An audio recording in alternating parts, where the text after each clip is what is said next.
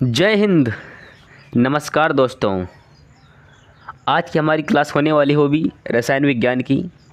और इस साथ साथ जो आज हम टॉपिक कवर करने वाले हैं, यानी कि जो आज आपको टॉपिक पढ़ाया जाएगा वो है पदार्थों में परिवर्तन।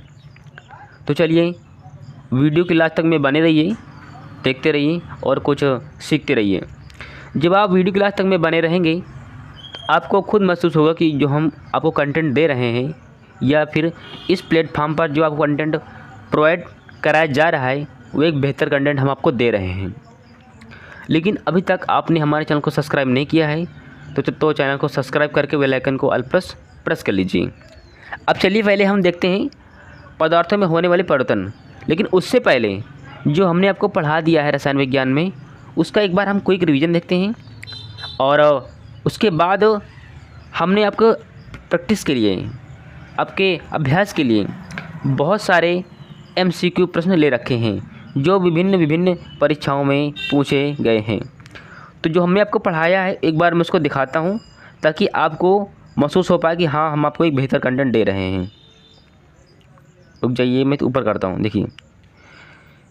लेकिन देखिए अभी जो हम MCQ प्रश्न करवाएंगे ना, तो जो हमारी 3 वीडियो लगभग पड़ी हैं, 2 या 3 वीडियो पड़ी हैं, जब आप उन वीडियोज को देखेंगे तभी आप उन प्रश्नों को कर पाएंगे जो हम करवाएंगे, ठीक है ना।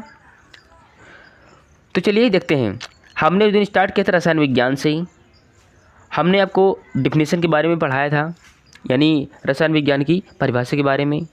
फिर इसका प्रचलन कौन सी शताब्दी से हुआ था और इसके जनक कौन थे, ठीक है। रसायन शास्त्र की उत्पत्ति किस भाषा के शब्द से हुई है और इसका अर्थ क्या है, हमने सब पढ़ा रखा है। एक मिनट, जूम हो गया ये। इसके बाद में हमने पदार्थ द्रव्य के बारे में पढ़ा था और मैंने उस वीडियो में मैंने ये भी बताया था कि द्रव्य और द्रव में अंतर क्या था। देखिए मैं इसलिए दिखा रहा हूँ कि मैं अपने आप को प्रूव कर पाऊँ कि मैं आपको बेस्ट दे रहा हूँ बस। फिर हमने द्रव्य के बारे में पढ़ा था और इसकी डिफिनेशन भी, इसकी कौन कौन सी अवस्थाएं होती हैं, ठीक है। और पदार्थ का हमने वर्गीकरण भी बताया था कि भौतिक आधार पर और रासायनिक आधार पर किन किन भागों में बांटा गया था। तो हमने उस दिन आपको पढ़ाया था कि भौतिक आधार पर 3 आधार थे, ठोस, द्रव और गैस। लेकिन रासायनिक आधार पर इसे 3 भागों में बांटा गया है, तत्व, यौगिक और मिश्रण। अगर आपको प्रॉपर वीडियो चाहिए ना तो हमारे चैनल पर पड़ी है वीडियो, उन्हें वॉच करिए, आपको पूरा इसका आपको प्रॉफिट मिल पाएगा, फ़ायदा मिल पाएगा इस वीडियोज़ का, ठीक है। फिर हमने पदार्थ की अवस्थाओं के बारे में देखा था, यानी क्लासिफिकेशन ऑफ मैटर, ठोस, द्रव, गैसीय यानी कि गैस और प्लाज्मा और बोस-आइंस्टीन कंडेंसेट। हमने सभी के बारे में प्रॉपर तरीके से पढ़ाया था, सविस्तार रूप से। फिर हमने ठोस के बारे में देखा था, ठोस अवस्था के बारे में, यानी कि सॉलिड स्टेट के बारे में। फिर सेकंड इसी का था, हमने द्रव अवस्था के बारे में पढ़ाया था। इसके बाद में हमने गैसीय अवस्था के बारे में आपको हर पॉइंट को आपको रिव्यू मैंने किया था, हर पॉइंट को मैंने एक बेहतर तरीके से बताया था, एक एक शब्द का अर्थ तक मैंने उस दिन बताया था। अब पदार्थ की अवस्था परिवर्तन कैसे होता है, ठोस, द्रव, गैस। क्योंकि देखो जब हम ठोस को गर्म करते हैं तो वो द्रव में बदल जाता है। जैसे कि अगर मैं बात करूँ कि ठोस बर्फ़ होता है ना, अगर उसको मैं गर्म करूँगा ना तो वो द्रव में बदल जाएगी, और उसी द्रव को जब मैं हीट करूँगा तो ये गैस में बदलेगा। तो ये बदलने की प्रक्रिया को मैंने बेहतर तरीके से पढ़ाया था पुराने वीडियोज़ में, जस्ट नीचे मिल जाएंगे। फिर मैंने घनत्व यानी डेंसिटी के बारे में, आणविक आकर्षण बल के बारे में, किसका कम होगा किसका ज़्यादा होगा, अंतराणविक स्थान के बारे में, कौन पहले होगा कौन सबसे बाद में आएगा, प्रसार यानी कि एक्सपेंशन किसका ज़्यादा होगा, डिफ्यूज़न और सभी तरीके के बारे में मैंने पढ़ा दिया था। फिर मैंने प्लाज्मा के बारे में आपको बताया था। और फिर हमारी हेडिंग हुई थी बोस-आइंस्टीन कंडेंसेट, इसके बारे में हमने आपको पढ़ा दिया था। लेकिन जो आज हम पढ़ने वाले हैं ना, वो हम पढ़ने वाले हैं पदार्थों में होने वाली परिवर्तन। ओके, चलिए अब यहाँ से आपको ध्यान से देखना है और समझना सुनना है और आपको लगता है कि आपको नोट डाउन करना है तो आप नोट डाउन भी कर सकते हैं। लेकिन अगर आपको चाहते हैं कि हम ये PDF हमको मिल जाए तो उसके लिए आप हमारा टेलीग्राम ज्वाइन कर लीजिए। आपको ये PDF सेम बाय सेम मिल जाएगी हमारी ओर से, वो भी निःशुल्क में रहेगी, ठीक है ना। चलिए देखिए, पदार्थ में होने वाले परिवर्तन दो तरह के होते हैं। पहला भौतिक परिवर्तन और दूसरा था रासायनिक परिवर्तन, यानी कि केमिकल चेंज। हम आपको तरीके बताएंगे ताकि आप इसे देख पाएंगे और जल्दी से पहचान पाएंगे कि कौन सा भौतिक परिवर्तन था और कौन सा रासायनिक परिवर्तन है। अच्छा, भौतिक परिवर्तन को बोलते हैं फिजिकल चेंज और रासायनिक परिवर्तन को बोलते हैं केमिकल चेंज। आपको हिंदी और इंग्लिश दोनों भाषा आपको आनी चाहिए, ठीक है। देखिए, प्रश्न में ऐसा देगा कि निम्नलिखित में से कौन सा रासायनिक परिवर्तन है और निम्नलिखित में से कौन सा भौतिक परिवर्तन है। ऐसे आपकी एग्जाम में आपको सेम बाय सेम ऐसे पूछेगा। अब बात करते हैं भौतिक परिवर्तन के बारे में, छोड़ दो वैसे ही। भौतिक परिवर्तन यानी फिजिकल चेंज, यह एक स्थायी परिवर्तन है। इस परिवर्तन में कोई भी पदार्थ परिवर्तित होने के बाद पुनः अपनी पूर्व अवस्था में आ जाता है। पहले हम डिफिनेशन देखेंगे, उसके बाद हम इसकी एग्जांपल देखेंगे। आपको पहले डिफिनेशन को आपको ध्यान में रखना है और इसके उदाहरण से आपको समझ में आएगा। यह एक अस्थायी परिवर्तन है। सॉरी, हो सकता है कुछ उस बार पिछली बार मैंने स्थायी बोल दिया होगा, लेकिन भौतिक परिवर्तन अस्थायी परिवर्तन है। इस परिवर्तन में कोई भी पदार्थ परिवर्तित होने के बाद पुनः अपनी पूर्व अवस्था में आ जाता है, ठीक है। अब हम भौतिक जो परिवर्तन कुछ एग्जाम्पल देखेंगे बस। अच्छा,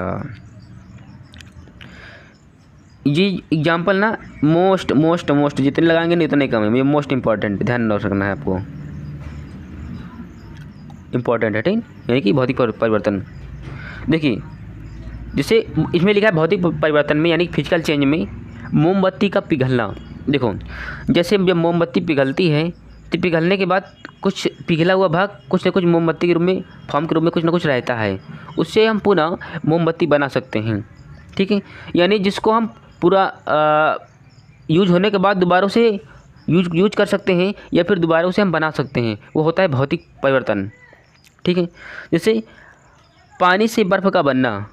अब जैसे कि बर्फ़ से, पानी से हमने बर्फ़ बना लिया। अब जैसे हमारे घरों पर फ्रिज होता है ना, उसमें हम लिक्विड वाटर के रूप में रखते हैं और फ्रिज के अंदर एक फ्रीज़र होता है, वहाँ पर वो पानी वाटर जम जाता है, उसे बोलते हैं बर्फ़। तो हम पानी से बर्फ़ बना देंगे और बर्फ़ से पानी भी बना देंगे, यानी कि रिवर्सिबल है, यानी उसे हम चेंज कर सकते हैं, ठीक है ना। इसलिए भौतिक परिवर्तन अस्थायी परिवर्तन होता है और उसको पुनः प्राप्त कर सकते हैं, ठीक है। अब पानी का वाष्प बनना। अब एक सिंपल सा उदाहरण उसे सुनिए।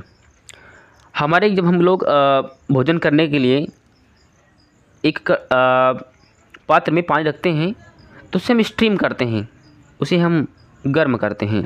जब गर्म करते हैं तो वाष्प बन करके उड़ना शुरू हो जाता है और उसी की सतह के ऊपर उस पात्र के अगर हम कुछ ढक दें तो लिक्विड के रूप में, वाष्प के रूप में ऊपर जम जाता है। तो यानी हम पानी से वाष्प का बनना जो होगा ना, वो होगा भौतिक परिवर्तन, ठीक है।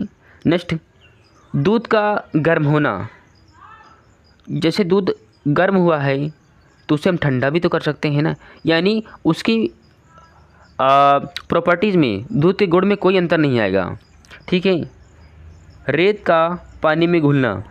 रेत भी पानी में घुल जाएगा और फिर पुनः उस रेत से पानी को प्राप्त कर सकते हैं। कागज़ का फटना। अब देखो, कागज़ अगर फट जाएगा तो कागज़ के गुण में कोई परिवर्तन नहीं आएगा, कागज़ का गुण वैसा ही रहेगा। चाहे मैं कागज़ को 2 टुकड़ों में फाड़ दूं, उसी कागज़ को चाहे मैं 4 टुकड़ों पर फाड़ दूंगा, लेकिन उसके प्रॉपर्टीज़ में, उसी गुण में कोई परिवर्तन नहीं आएगा, ठीक है। इतना वो कंप्लीट हो गया है, यानी भौतिक परिवर्तन में, ठीक है। यानी जिसको ये भौतिक परिवर्तन अस्थायी होता है उसको पुनः प्राप्त कर सकते हैं। बस वही होता है भौतिक परिवर्तन, जो कि आपको हेडिंग में आपको एक मिनट जो कि आपको हेडिंग में ही चीज़ बताया गया है। यह एक अस्थायी परिवर्तन है। इस परिवर्तन में कोई भी पदार्थ परिवर्तित होने के बाद पुनः अपनी पूर्व अवस्था में आ जाता है। एक मैं सिंपल उदाहरण लेता हूँ, पर वो इसका नहीं, दूसरे का है, वो प्लास्टिक उदाहरण था। सिंपल समझिए, हमारे घर में जो प्लास्टिक चलती है ना, कि जिसको हम बोला करते हैं क्या, कुर्सी। उस कुर्सी को जब हमारे घर में टूट जाती है तो उसे हम बेच देते हैं, लेकिन वो जब वही फाइबर जाता है तो उसे दोबारा कंपनी पर दोबारा कुर्सी उसे बनाई जा सकती है। तो हम कह सकते हैं ना कि वो भौतिक परिवर्तन है। उसके प्रॉपर्टी में कोई गुण नहीं आएगा, उससे हम कुर्सी बना देंगे, मेज़ बना देंगे और बहुत सी वस्तुएं बना देंगे हम प्लास्टिक के ही। तो दरअसल उस प्लास्टिक के गुण में कोई अंतर नहीं आया है, तो क्या है, भौतिक परिवर्तन था। ठीक है, अब हम बात करते हैं रासायनिक परिवर्तन यानी केमिकल चेंज। ठीक है, अब पहले मैं इसका एक उदाहरण लूँगा, फिर इसके बाद हम रासायनिक परिवर्तन आपको हम बताएंगे। ठीक है, सिंपल सा उदाहरण है। हमारे घरों पर भोजन पकता है ना, और हम खाते भी हैं ना। इसके साथ साथ सोचो, अगर हमने आटे से रोटी को बना दिया है, तो क्या हम पुनः रोटी से आटा को बना सकते हैं? नहीं, यानी नॉन रिवर्सिबल होगा, उसे हम चेंज नहीं कर सकते। ओके, फिर एक बार सोचो, जो हम खाना खा रहे हैं वो हमारे पेट में जा रहा है, तो क्या दोबारा जो हमारे पेट में पड़ा भोजन है, क्या हम उसे दोबारा खाना, मतलब दोबारा वही खाना हो सकता है, बन सकता है? नहीं हो सकता। भाई पच करके बाहर होने वाला तो होने वाला है, उसे दोबारा हम भोजन नहीं बना सकते। ठीक है, अब जैसे हमने सब्ज़ी बनाई घर पर, तो क्या जब सब्ज़ी पक जाती है कोई भी, तो क्या हम दोबारा उसे सब्ज़ी बना पाएंगे? कच्ची वाली नहीं बना पाएंगे, सेम वैसे ही रहेगा। जैसे हमने एक आलू ले रखा है हमने एग्जाम्पल में, उसको हम पका रहे हैं, तो पकाने के बाद क्या हम उसे आलू को दोबारा कच्ची कर सकते हैं? क्या नहीं कर सकते हैं? ठीक है ना। अब इसकी एग्जाम्पल और मतलब इसकी डेफिनेशन देखो। रासायनिक परिवर्तन यानी कि केमिकल चेंज, यह स्थायी परिवर्तन है। हो गया तो जो का एक बार परिवर्तन हो गया उसे हम चेंज नहीं कर सकते। यह स्थायी परिवर्तन है। इस परिवर्तन में कोई भी पदार्थ परिवर्तित होने के बाद पुनः अपनी पूर्व अवस्था में नहीं आता है। जब पूर्व अवस्था में नहीं आता है उसे बोलते हैं रासायनिक परिवर्तन। लेकिन अगर अपनी पूर्व अवस्था में आ जाता है उसे बोलते हैं भौतिक परिवर्तन। ठीक है ना, ध्यान से समझना है। अब हम एग्जाम्पल को देखेंगे रासायनिक परिवर्तन के बारे में। ठीक है, लो मैंने यहाँ पर कर दिया। अब जैसे मोमबत्ती का जलना, अब जैसे अगर मोमबत्ती जल चुकी है, जैसे कि दिवाली में और रामनवमी में हम लोग जलाते हैं मोमबत्ती, तो जैसे मोमबत्ती जल गई तो क्या हम दोबारा उसे मोमबत्ती प्राप्त कर सकते हैं? क्या नहीं। देखो, मोमबत्ती का पिघलना अलग है, लेकिन मोमबत्ती का जलना अलग बात है। जब मोमबत्ती पिघलेगी ना तो उसमें कुछ ना कुछ हम मोमबत्ती प्राप्त कर सकते हैं जो कि उसके नीचे दिखेगी हमें। लेकिन मोमबत्ती की जलना, अब देखिए मोमबत्ती का भी देखना तो उसमें एक धागा पड़ा होता है, तो धागा तो जल जाएगा, तो धागा को प्राप्त तो नहीं कर सकते। यानी जो मोमबत्ती जलेगी उसे तो मोमबत्ती हम प्राप्त नहीं कर सकते, लेकिन जो मोमबत्ती पिघलेगी उससे हम ज़रूर मोमबत्ती प्राप्त कर सकते हैं। ठीक है, इसलिए इम्पोर्टेंट है, इनको आपको ध्यान रखना है। मोमबत्ती का पिघलना तो आपका हुआ भौतिक परिवर्तन, लेकिन मोमबत्ती का जलना ये आपका हुआ है रासायनिक परिवर्तन। इम्पोर्टेंट है, इसलिए ध्यान रखना है दोनों का। ठीक है ना, एग्ज़ाम में पूछा जाता है, इसलिए मैं 2 से 3 बार इसको रिपीट किया है, मैंने रिवीजन भी कराया है। अच्छा, अब इसमें लिखा है मक्खन का खट्टा होना। अरे भाई ये तो कृष्ण नहीं जानता था, मथुरा वाला, वही ना जो मथुरा में रहता था। मक्खन का खट्टा होना, जैसे कि अगर मक्खन खट्टा हो गया है तो उसे हम चेंज नहीं कर सकते हैं। लिखा है खाने का पचना, मैंने सिंपल सा जस्ट इसके ऊपर उदाहरण मैंने पढ़ाया था रासायनिक परिवर्तन में कि अगर एक बार खाना पच गया तो उसे हम दोबारा खाना प्राप्त नहीं कर सकते, वो बाहर ही होने वाला है पेट से। ठीक है। लोहे पर जंग लगना, सोचो ये इम्पॉर्टेंट हैं सभी जितने मैंने लिए हैं कि अगर लोहे पर एक बार जंग लग गया तो उसमें लोहे का क्षरण ही होने वाला है, उससे हम दोबारा लोहा प्राप्त कर नहीं सकते। नेक्स्ट, दूध से दही का बनना, क्या अगर दूध से दही बन गया है तो क्या हम दोबारा दही से दूध बना पाएंगे? नहीं बना पाएंगे। अगर हम दूध से दही नहीं बना पाएंगे यानी चेंज नहीं कर पाएंगे तो होगा क्या? रासायनिक परिवर्तन। अब लिखा कागज़ का जलना, कागज़ का फटना अलग बात है, कागज़ का जलना अलग बात है। कागज़ का फटना ये हुआ था क्या? भौतिक परिवर्तन, लेकिन कागज़ का जलना जो हुआ है ये है रासायनिक परिवर्तन। ठीक है। जैसे मैंने कागज़ को एक बार जला दिया तो जलाने के बाद क्या मैं पुनः कागज़ को प्राप्त कर सकता हूँ? नहीं, वो राख ही होने वाला है, वो राख ही बन जाएगा। ठीक है। अच्छा, अब हम यहाँ पर कराने वाले हैं क्या? MCQ प्रश्न। ठीक है। ये स्लाइड पूरी मेरे द्वारा ही डिज़ाइन की गई है, इसलिए हर स्लाइड में मेरा लोगो तुम्हें मिलेगा। ठीक है। चलिए, अब वो सभी पॉइंट को आपको गौर से सुनना है, समझना है और अब अपने आंसर से भी सही करने हैं। अगर आप हमारी पुरानी क्लासों को अगर आप देख रहे होंगे तो आप इन प्रश्नों को कर पाएंगे, लेकिन अगर आपने नहीं देखा होगा तो आप उन प्रश्नों को आप कर नहीं पाएंगे। ठीक है। चलिए समझते हैं। ठीक है ना? स्टार्ट करें। चलिए, ध्यान से समझना है, सुनना है और अपने आंसर्स भी लगाने हैं। ठीक है। चलिए, यानी कि सुनिए, हम प्रीवियस ईयर क्वेश्चन करवा रहे हैं, यानी कि जो विभिन्न एग्ज़ाम होते हैं जैसे कि बैंक है, रेलवेज है और ग्रुप डी है, ठीक है, SSC है, उनमें ये प्रश्न पूछे गए हैं तो उन्हीं को हम कराने वाले हैं। जो ये हमारा जो प्रश्न है ये ग्रुप डी 2018 का प्रश्न है। इसमें है अभी तक वैज्ञानिकों द्वारा पदार्थ की कितनी अवस्थाएं तय की गई हैं? पहला 2 या फिर दूसरा 4 या फिर C 5 या फिर D 3। अभी तक वैज्ञानिकों द्वारा कितनी अवस्थाएं तय की गई हैं? ये क्वेश्चन आपको 3 से लेकर के 5वीं स्लाइड तक में आराम से मिल जाएगा। तो कितनी अवस्थाएं पूरी? 5 अवस्थाएं थी, जिसको मैं एक बार आपको एक्सप्लेन करता हूँ कौन कौन सी। ठोस, द्रव, गैस, 3 अवस्थाएं ये हो गई। चौथी प्लाज्मा, 5वीं बोस आइंस्टीन कंडेंसेट, हो गई हमारी पूरी 5 अवस्थाएं। तो अभी तक वैज्ञानिकों द्वारा 5 अवस्थाएं तय की गई हैं। अच्छा प्रश्न है, 2018 में प्रश्न पूछा गया था ग्रुप डी में। ठीक है। चलिए,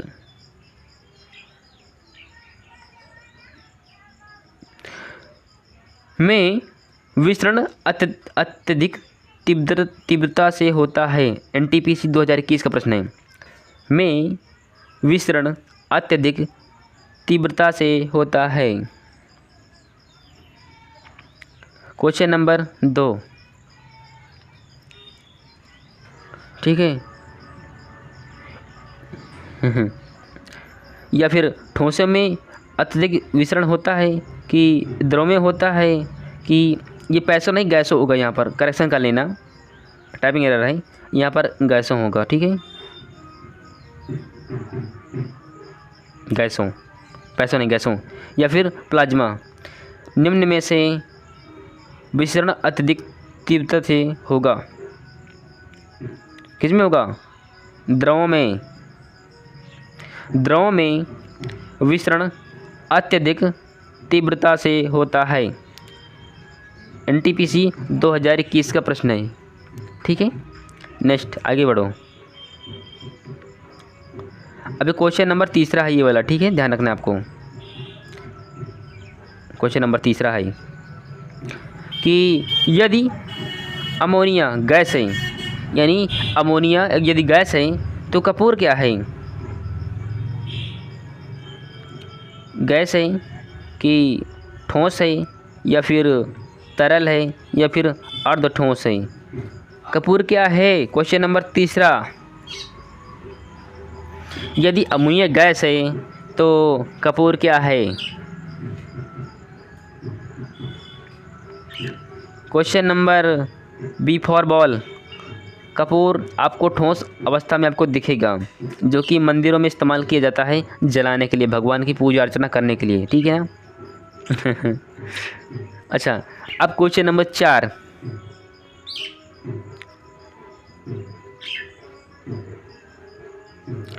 आपको ये क्वेश्चन नंबर 4 इम्पोर्टेंट है, ध्यान से समझना है। आधुनिक रसायन विज्ञान का पिता किसे कहते हैं? ये बीपीएससी 65वां में जो हुआ था कंबाइंड में, ये उसमें पूछा गया था। आधुनिक रसायन विज्ञान का पिता किसे कहते हैं? डिमिट्री मेंडलीव, एंटोनी लिवेसिए, कहीं कहीं पर लिवेसिए मिलता है, कहीं कहीं पर लिवेसियर पढ़ने के लिए मिलता है, ठीक है ना। फिर सिफार कैट यानी कि अल्फ्रेड नोबेल या फिर डिफोर्डा गए जबीर इब्न हयान। आधुनिक रसायन विज्ञान का पिता किसे कहते हैं? हमने सभी प्रश्नों को कराया है, वो भी बेहतर तरीके से। इसका बी आंसर होगा बी फॉर बॉल, एंटोनी लिवेसियर, ठीक है ना। एंटोनी लिवेसियर को रसायन विज्ञान का आधुनिक पिता कहते हैं। नेक्स्ट क्वेश्चन नंबर 5, ठीक है।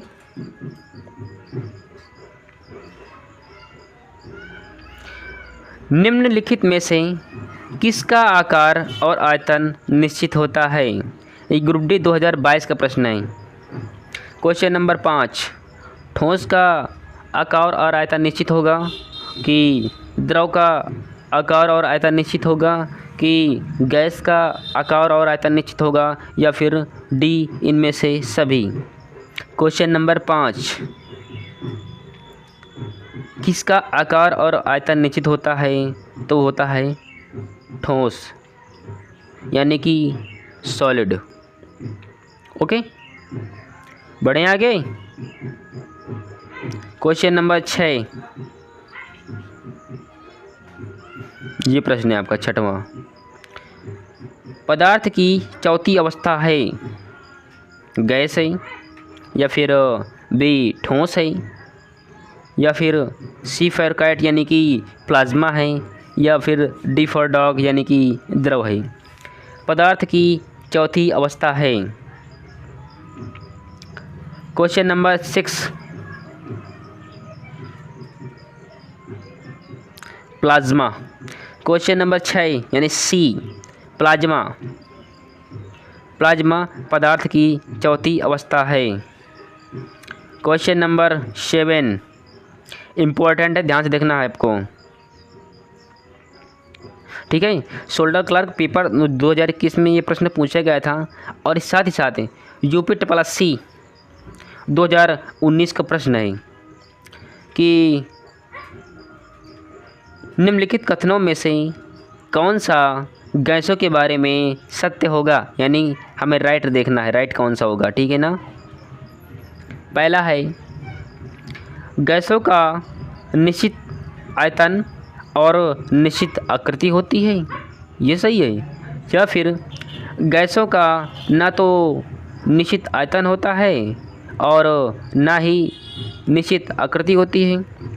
सी फॉर कैट, गैसों का आयतन निश्चित होता है लेकिन आकृति निश्चित नहीं होती। या फिर डी फॉर डॉग, गैसों की आकृति निश्चित होती है लेकिन आयतन निश्चित नहीं होता। निम्नलिखित में से किसका आयतन तो निश्चित होता है लेकिन आकार निश्चित नहीं होता है। इनमें से क्या पुस्तक है, या फिर जलवाष्प है, या फिर ऑक्सीजन है, या फिर डी फॉर डॉग यानी नींबू का रस है। Question number 7। क्वेश्चन नंबर 7, इसमें कौन सा सही होगा? इसमें question number 7 B for ball यानी कि जलवाष्प है। 1 नंबर का प्रश्न है, इम्पोर्टेंट प्रश्न है, ठीक है। जलवाष्प जितनी प्रॉपर्टी दी गई है ना वो सभी जलवाष्प के लिए ऊपर ही दी गई हैं, ठीक है ना। यानी गैसों का निश्चित आयतन और निश्चित आकृति होती है। गैसों का ना तो निश्चित आयतन होता है और न ही निश्चित आकृति होती है। गैसों का आयतन निश्चित होता है लेकिन आकृति निश्चित नहीं होती। गैसों का आकृति निश्चित होता है लेकिन आयतन निश्चित नहीं होता है, ठीक है। सभी ये जितने गुण दिए गए हैं प्रॉपर्टीज उसमें, ये सभी जलवाष्प की ही हैं। क्वेश्चन नंबर 7 का बी फॉर बॉल यानी कि जलवाष्प। Question number 8। क्वेश्चन नंबर 8 डाल दो, लो। JRSMSSB फॉरेस्ट गार्ड में 2022 में प्रश्न पूछा गया था, ठीक है। क्वेश्चन नंबर 8 ध्यान से समझना है। निम्न में से कौन सा रासायनिक परिवर्तन का उदाहरण नहीं है? यहाँ पर है ऐड कर लीजिए, है, ठीक है। बनेगा नहीं मुझसे लिखने के लिए, लेकिन आगे है। पहला है शरीर में भोजन का बचना, और दूध का दही बनना, या फिर सी फॉर कैट है जल का जलवाष्प में परिवर्तन, या फिर डी फॉर डॉग है लोहे में जंग का लगना। Question number 8। क्वेश्चन नंबर 8 का कौन सा रासायनिक परिवर्तन का उदाहरण नहीं है? यहाँ पर नहीं पूछा है, गौर से देखना, नहीं है। कौन कौन सा है? पहला तो है शरीर में भोजन पकना, दूध का दही बनना, ये भी है रासायनिक परिवर्तन। जल का जलवाष्प में परिवर्तन, ये भी रासायनिक परिवर्तन है। लेकिन लोहे में जंग का लगना, ठीक है, ये क्या है? ये नहीं है। क्वेश्चन नंबर 8 का डी, लोहे में जंग का लगना। अगर ये रासायनिक परिवर्तन नहीं है तो क्या है? ये भौतिक परिवर्तन है।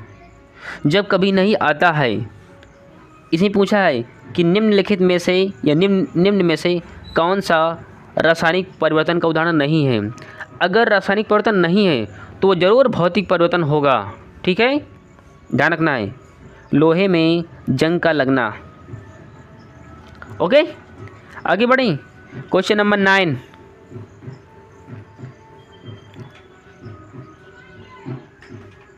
क्वेश्चन नंबर 9, इससे कौन सा आंसर होने वाला है कि निम्नलिखित में से कौन सा एक भौतिक परिवर्तन है? BSF 2022 में ये प्रश्न पूछा गया था एग्जाम में। क्वेश्चन नंबर 9, निम्न में से कौन सा एक भौतिक परिवर्तन है? पानी का बर्फ में परिवर्तन, मानव में श्वसन, या फिर सी फॉर कैट मानव में परिवर्तन, या फिर डी फॉर डॉग है दूध से दही का बनना। भौतिक परिवर्तन। Question number 9।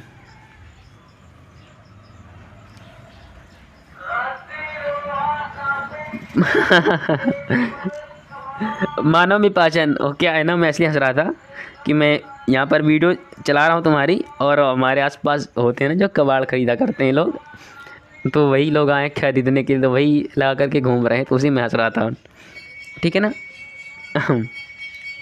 चलिए, क्वेश्चन नंबर 10 है, ठीक है। क्वेश्चन नंबर 10, एक मिनट।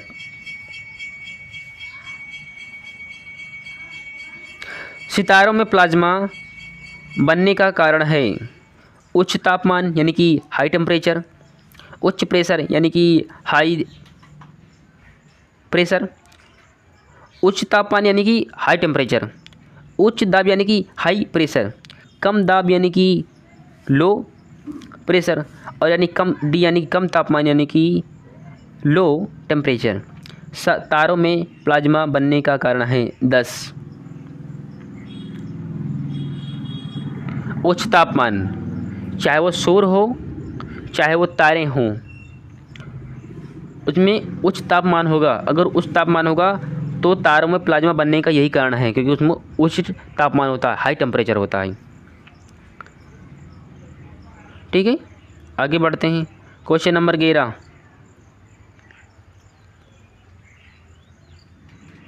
अरे भाई 11 था, मैंने मुझसे जुड़ करके ऊपर पूरा बन गया था।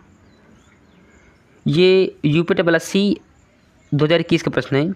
लोहे में जंग का लगना, मैंने आपको इम्पोर्टेंट में पॉइंट वहाँ पर नोट करा था कि कौन कौन से इम्पोर्टेंट है, तो मैंने आपको पढ़ाया भी था कि वहाँ पर लोहे में जंग का लगना ये एक कौन सा उदाहरण है। तो सेम वैसे वही प्रश्न यहाँ पर हमने ऐड किया है कि लोहे में जंग का लगना इनमें से किसका सामान्य उदाहरण है, भौतिक परिवर्तन का, या फिर बी फॉर बॉल रासायनिक परिवर्तन का, या फिर ऊष्माग्राही परिवर्तन का, या फिर डी फॉर डॉग रासायनिक परिवर्तन का। 11 question number 11, A for Apple भौतिक परिवर्तन का उदाहरण था। ठीक है, ध्यान रखना, लोहे में जंग का लगना। ओके, क्वेश्चन नंबर 12, लगे हाथ सॉल्व कर लेते हैं। क्वेश्चन नंबर 12, एक रासायनिक परिवर्तन नहीं है, ये NTPC 2021 का प्रश्न है। एक अंडा पकना यानी एक अंडे का पकना। अरे भाई तू रद्दी वाला जा जल्दी से, पता नहीं कितना घूमते हैं हमारे क्षेत्र में। और दूसरा है एक आइस क्यूब का पिघलना, और या फिर है केक का बेक करना, या फिर केला का सड़ना यानी कि रोटिंग। कौन सा रासायनिक परिवर्तन का नहीं, कौन सा रासायनिक परिवर्तन नहीं है। अगर रासायनिक परिवर्तन नहीं है तो ज़रूर भौतिक परिवर्तन होगा, ध्यान रखना है, ऐसे हल करना है। क्वेश्चन नंबर 12, केला का सड़ना ये भौतिक परिवर्तन है। ये सभी रासायनिक परिवर्तन हैं, ये सभी जितने जितने आपको दिखाई दे रहे हैं, इसको छोड़ करके ये भी, ये भी, ये भी, ये तीनों तीन के तीनों ये भौतिक परिवर्तन, ये आपका भौतिक परिवर्तन है, बाकी सभी रासायनिक परिवर्तन है। ठीक है, ध्यान रखना है। आगे बढ़ें, लास्ट है हमारा।